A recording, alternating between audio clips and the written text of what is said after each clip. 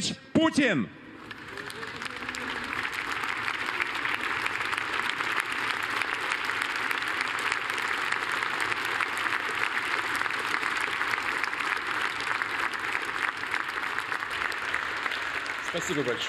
Merci beaucoup. Merci, je vous remercie, chers amis.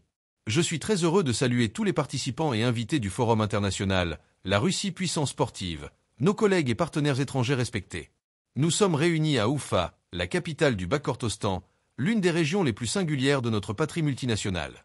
Cette année, Oufa célèbre son 450e anniversaire. Je voudrais féliciter les habitants de la ville et de toute la République pour cet événement marquant. Je tiens également à remercier pour leur immense contribution au développement de notre grand pays, ainsi que pour ses triomphes militaires, laborieux, scientifiques et sportifs. Je suis convaincu que les participants au forum apprécieront à sa juste valeur le célèbre accueil bachkir. Ils auront l'occasion de découvrir avec intérêt l'histoire de cette magnifique région ancienne, son patrimoine culturel unique et ses traditions sportives, ainsi que, bien sûr, les réalisations modernes de la région. Le Bashkortostan mérite pleinement d'accueillir un forum dont le thème est pertinent et très actuel. Le sport. Une vision globale de l'avenir. Les perspectives de demain pour le sport mondial nécessitent réellement un débat sérieux, une recherche commune de réponse à la question de savoir comment surmonter les défis difficiles de la modernité, éviter la division de la famille sportive internationale et assainir le sport de la vulgaire politisation, des doubles standards, des règles déformées et de la discrimination humiliante, y compris sur la base de la nationalité et de la citoyenneté des athlètes.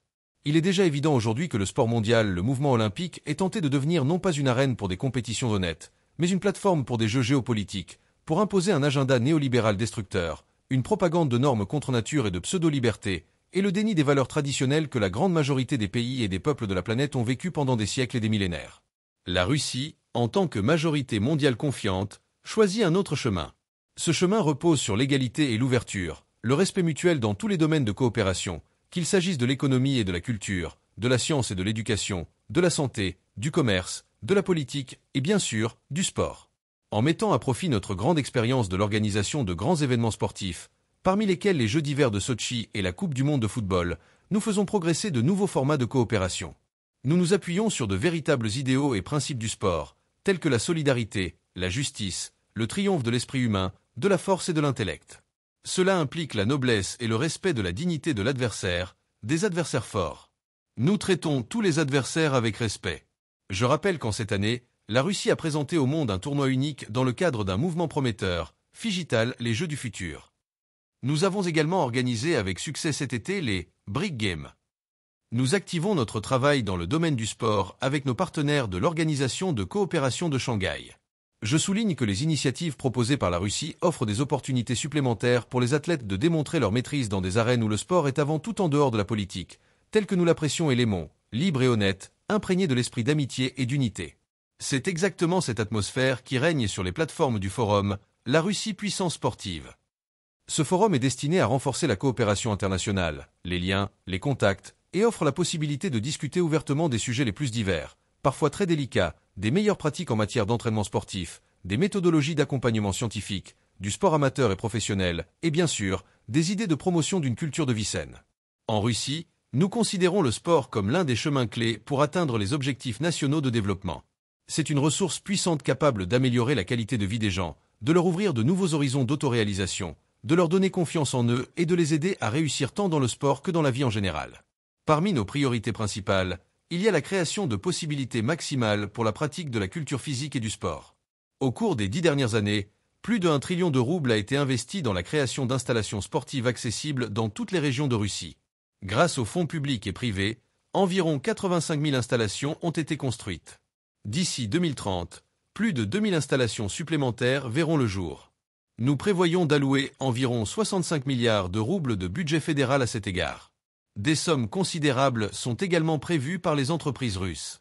Dans ce contexte, je tiens à ajouter qu'année après année, de plus en plus de nos entreprises et entrepreneurs investissent dans la modernisation et la construction de nouveaux centres et terrains sportifs, non seulement dans les régions où ils opèrent directement, mais aussi à travers le pays. Ils deviennent co-organisateurs de compétitions et prennent sous leur aile des clubs et des écoles de sport, réalisant leurs programmes corporatifs de soutien au sport. En unissant les efforts, les ressources, les initiatives des autorités publiques et des organisations sociales, ainsi que des entrepreneurs privés et des mécènes, la Russie couvre tous les domaines du sport, de la jeunesse et des sports de masse aux sports professionnels et adaptés. L'attention portée aux personnes handicapées, le souci de leurs besoins et la création de conditions pour accroître leur activité sociale sont des tâches de la plus haute importance. Le rôle du sport dans leur résolution est inestimable, tout comme l'exemple de nos brillants et courageux paralympiens. Malgré tous les obstacles et restrictions, ainsi que la pression psychologique intense, lors des récents Jeux de Paris, ils ont à nouveau confirmé les positions de leaders du sport russe. Et une fois de plus, ils ont prouvé que nos gars sont de véritables leaders, qui ne céderont à personne en termes de ténacité, de force d'esprit et de caractère. Applaudissons-les encore une fois. Merci. Un peu plus tard, au Kremlin de Moscou, c'est avec un immense plaisir et une grande fierté que je leur remettrai. Chers amis, pour conclure, je souhaite à tous les participants du forum un travail réussi et fructueux, et bien sûr, les meilleures impressions mémorables de leur découverte d'Oufa et de notre magnifique Bakhkortostan. Je vous remercie de votre attention.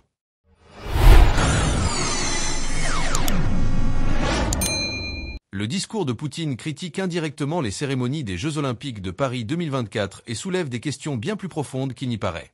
Au-delà de la simple condamnation de l'événement, Poutine aborde des enjeux cruciaux sur la place du sport dans la société contemporaine, sa politisation et les batailles idéologiques qui en découlent. Il met en lumière une fracture culturelle et géopolitique entre l'Occident et des nations comme la Russie, qui refusent d'embrasser certaines valeurs promues lors de ces événements. 1. L'infiltration des valeurs non traditionnelles dans le sport, un nouveau champ de bataille culturelle. Poutine exprime son inquiétude face à ce qu'il perçoit comme une instrumentalisation du sport à des fins idéologiques, notamment par les puissances occidentales. Les cérémonies d'ouverture et de clôture des Jeux Olympiques, devenues des vitrines pour des valeurs sociétales comme la diversité, l'inclusion et les droits des minorités, sont pour lui le symbole d'une dérive. Ces valeurs, qualifiées de non traditionnelles, sont perçues comme menaçantes pour les sociétés qui partagent une vision plus conservatrice. Ce point renvoie à un débat plus global sur la neutralité du sport. Historiquement, les Jeux Olympiques étaient conçus comme un espace apolitique. Mais à l'ère moderne, ces événements sont devenus des plateformes de luttes idéologiques, et Poutine reproche à l'Occident d'avoir dénaturé cette neutralité pour promouvoir des valeurs qui s'éloignent de celles qu'il défend. 2. Le sport, échappatoire ou arène politique. La question fondamentale posée par Poutine est de savoir si le sport doit rester un espace apolitique ou s'il est inévitablement influencé par les évolutions sociétales.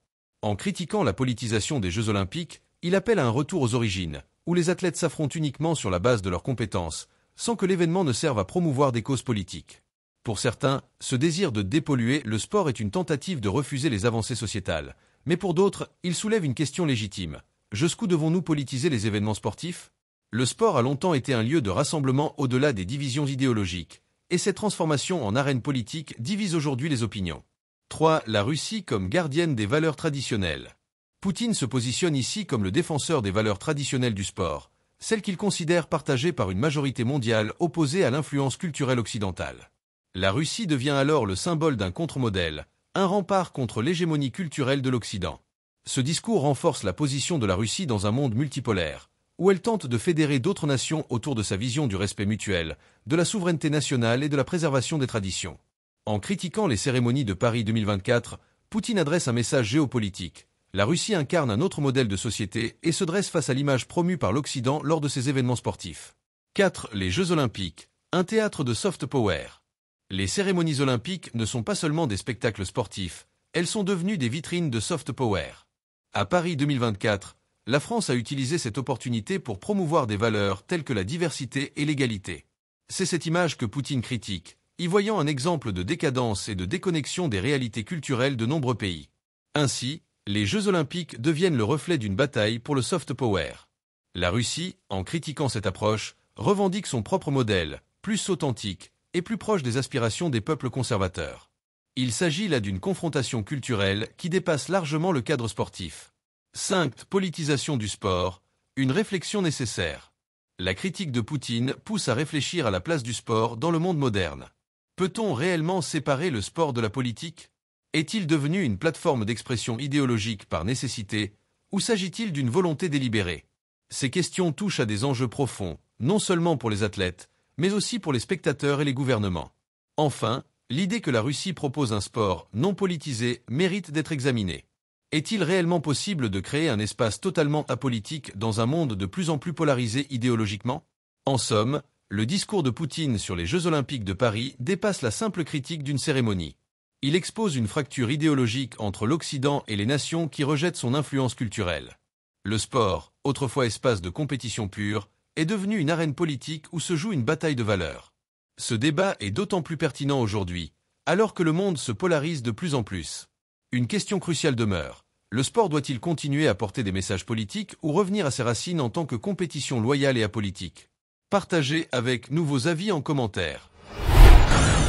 Les propos de Vladimir Poutine dans ce discours permettent de dégager plusieurs leçons d'excellence qui peuvent s'appliquer tant dans la vie personnelle que professionnelle. Voici 5 leçons majeures. 1. Respect mutuel et intégrité. Poutine insiste sur l'importance du respect mutuel, non seulement dans les relations internationales, mais aussi dans le sport et les interactions humaines. Le respect des autres, même de ses adversaires, est fondamental. Cette valeur permet d'établir des relations solides, fondées sur la confiance et l'intégrité, dans tous les domaines de la vie.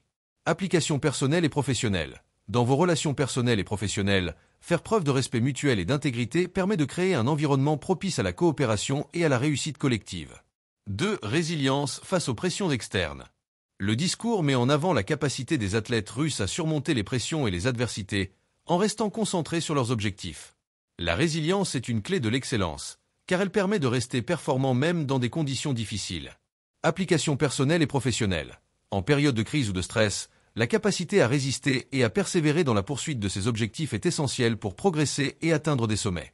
3. Recherche de justice et d'équité. Poutine valorise des principes comme la justice et l'équité dans le sport, tout en dénonçant la politisation du domaine.